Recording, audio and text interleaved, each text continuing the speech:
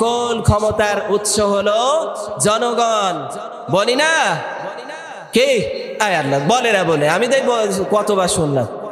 ওই যারা বলে ওরা মানুষ না হিন্দু, হ্যাঁ বিলেই, কোনটা বেড়াল টিলার না তো মানুষ।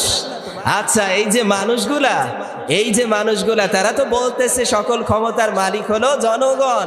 তাহলে এই যখন আপনি ঘুমিয়ে যান, যে সকল ক্ষমতার মালিক হবে, যার শরীরে সকল ক্ষমতা থাকবে, তার কি কেউ ক্ষতি করার ক্ষমতা রাখে? আল্লাহর ক্ষতি কে কে করতে পারেন বলেন? কেউ পারি? কেউ ক্ষতি করার মতো ক্ষমতা রাখি না। আল্লাহ তাআলা যদি একবার কুং বলে বসে, কি বলে?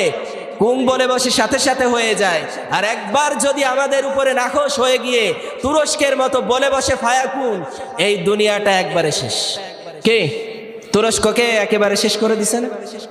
মাত্র কয় মিনিট, 1 মিনিটও না, বা 90 সেকেন্ড, 1 মিনিট বা 90 সেকেন্ড, 1.5 মিনিটের একটা ঝাঁকুনি, শেষ। আমরা যে বলি যে আমি এত ক্ষমতার মালিক, রাত্রিবেলা আমি ঘরে ঘুমিয়ে আছি, আমার ঘরে শীত কেটে চড়ে সব নিয়ে যায়। অনেক সময় আমি ঘুমিয়ে আছি, আমারও খাটতে নিচে বেলায় দিচ্ছে।